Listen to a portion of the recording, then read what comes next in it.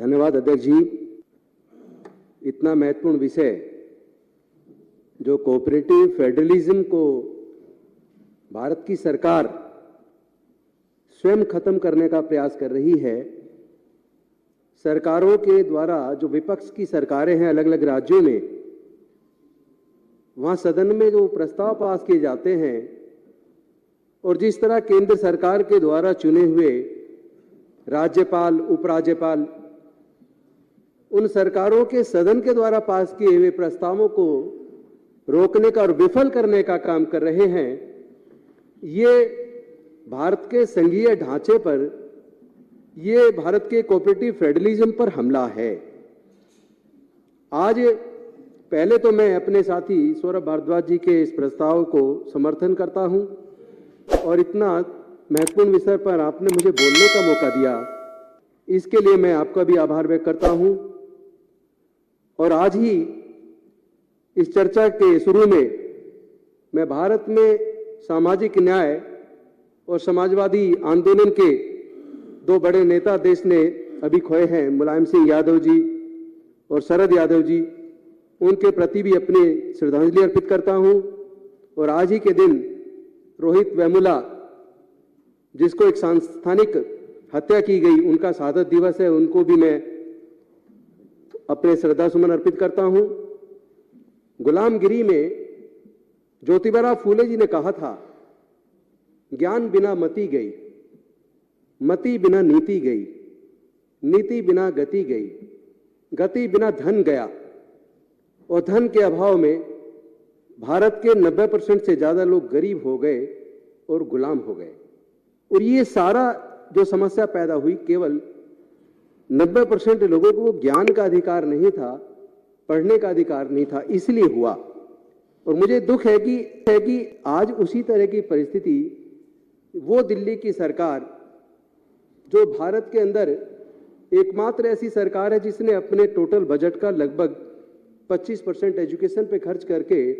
युवाओं के भविष्य को तैयार करना, माताओं पिताओं के बच्चों के सपने को साकार करने का जो संकल्प हमारी दिल्ली की सरकार ने लिया और उस काम की शुरुआत की, उस काम को जिस तरह रोका जा रहा है वो बहुत ज्यादा शर्मनाक है। डॉक्टर बाबा साहेब अम्बेडकर जी ने कहा था, अज्ञानता से भय पैदा होता है, भय से अंधविश्वास पैदा होता है, अंधविश्वास से अंधभक्ति पैदा होती है, अंधभक्ति से आदमी का विवेक शून्य हो जाता है,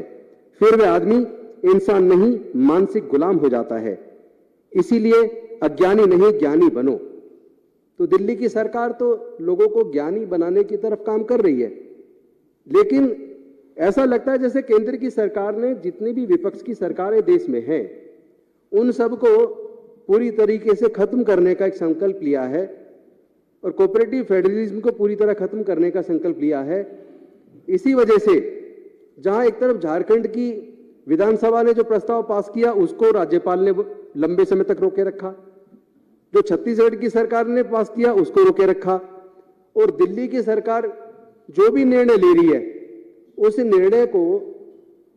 माननीय सर्वोच्च न्यायालय के जजमेंट के आ जाने के बावजूद, जिसमें उन्होंने स्पष्ट किया कि राज्यपाल किसी भी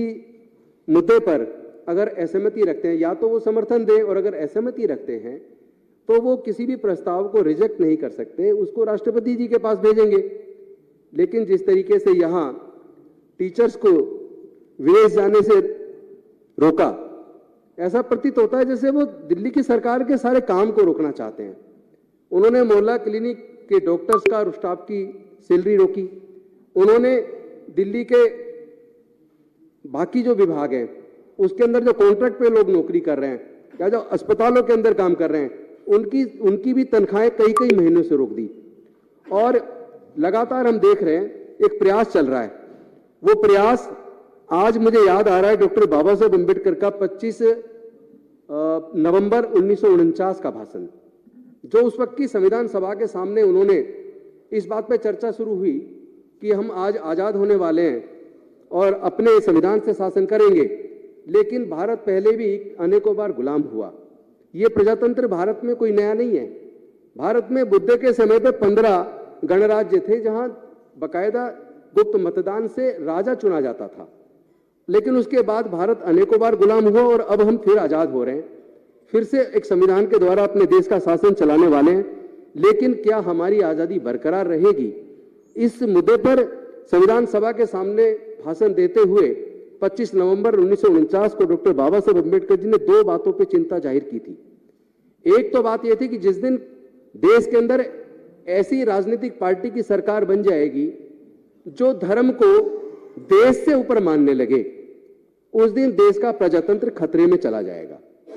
और दूसरी चिंता उन्होंने जाहिर की थी कि जिस दिन देश के लोग देश के किसी बड़े नेता के सामने इतने अंधभक्त हो जाएं कि अपने जीवन के सारे फैसले लेने का अधिकार उसको सौंप दें, उससे तानाशाही बढ़ेगी और उससे एक ऐसा नेतृत्व तो पैदा होगा जो भारत में पेपर पे आजादी बचेगी, लेकिन लोगों की आजादी पूरी तरीके से खत्म हो जाएगी। आज केंद्र की सरकार लगातार विपक्ष की सरकारों को न केवल परेशान कर रही है, सदन के अंदर जो फैसले सरकारें ले रही हैं उन सरकारों को रोक रही है और राज्यपालों और उपराज्यपालों के माध्यम से वो सरकार के काम को रोक रही है। मुख्यमंत्री और उनके साथ पूरा मंत्रिमंडल, पूरे विधायक अपने जनता की आवाज को लेकर अपने शिक्षा का जो मॉडल हमने पूरे दुनिया को दिल्ली से दिया, उसके ऊपर जब हम बात करने जाते हैं तो एलजी महोदय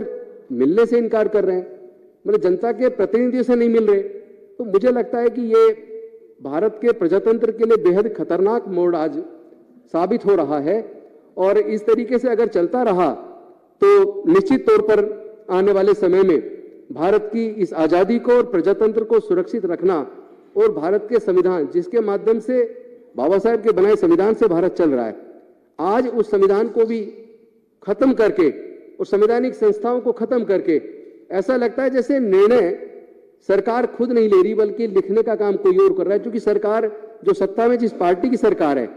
उसका तो एक चुनाव के बाद दूसरे चुनाव की तैयारी में पूरे के पूरे सारे नेता, उनके प्रधानमंत्री जी और सारे नेता चुनाव की ही तैयारी में रहते हैं। तो पढ़ते कब होंगे? तो वो पढ़ते तो है नहीं, ज्ञान की तो बात करते नहीं है। तो मुझे इस बात का बेहद दुख है, मुझे इस बात का बेहद दुख है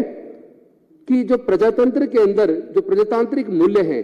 जिसमें जनता की चुनी हुई सरकार जनता के लिए काम करती है, नीतियां बनाती है, हम अगर आज टीचर्स को विदेश भेज रहे हैं और एजुकेशन सिस्टम को सुधार रहे हैं, इसके साथ साथ मुझे लगता है इंजीनियर्स को, डॉक्टर्स को और भी जो फील्ड है उनके लोगों को भी बाहर भेजना चाहिए और हमारी सरकार इस पे काम कर रही है। लेकिन उस काम को जिस तरह उपराज्यपाल महोदय रोक रहे हैं, इससे साफ प्रतीत होता है कि वो यहाँ केवल और केवल राजनीति करने के लिए आए हैं। और वो जिस तरीके से कह रहे हैं कि वो सर्वोच्च न्यायालय की बात को नहीं मानते, वो केवल राय है, संविधान की बात को नहीं मानेंगे, सर्वोच्च न्यायालय की जजमेंट को नहीं मानेंगे, आप कानून को नहीं मानेंगे, आप आखिर मानते क्या हो? क्या इस तरीके से तानाशाही चलाकर आप दिल्ली की सरकार को पूरी तरीके निस्तेनाबूद करके, डायरेक्ट कंट्रोल करके, डायरेक्ट सारे निर्णय अगर लेना शुरू करेंगे तो क्या प्रजातंत्र बचेगा? संविधान ने इसलिए उपराज्यपाल की और राज्यपाल की व्यवस्था इसलिए नहीं की थी कि आप अपनी दादागिरी दिखाना शुरू कर दें। आप कोई भी बिल देख लीजिए, कोई भी अपॉइंटमेंट देख लीजिए सेंट्रल गवर्नमेंट का, वो राष्ट्रपति जी के नाम से होता है। अगर राष्ट्रपति जी ये कहना शुरू कर दें इसमें तो राष्ट्रपति लिखा है तो मैं निर्णय लूंगा, तो क्या देश की चुनी हुई सरकार केंद्र में जो सत्ता के अंदर है मोदी जी के नेतृत्व में, क्या वो काम कर पाएगी? इसका मतलब ये हुआ कि जो संविधान के मूल्य है, बेसिक स्ट्रक्चर है, आप बेसिक स्ट्रक्चर के खिलाफ जाके देश की जनता की चुनी हुई सरकारों को आप उनके अधिकार को छीन के उनको निस्तेनाबूद करने का काम कर रहे हैं, आप देश के प्रजातंत्र को खत्म कर रहे हैं, आप देश के लिए खतरा साबित हो गए। ये चलने वाला नहीं है। हम अपने लोगों के लिए, दिल्ली के लोगों के लिए और देश के लोगों के लिए हम लोग लड़ेंगे। और ये जो आप बार बार हर प्रस्ताव को रोक के बैठ जाते हैं, हर चीज को जांच, अरे जांच किसकी करा रहे हो आप? हर चीज की जांच कराओगे, जहां जांच की जरूरत वहां जांच कराइए,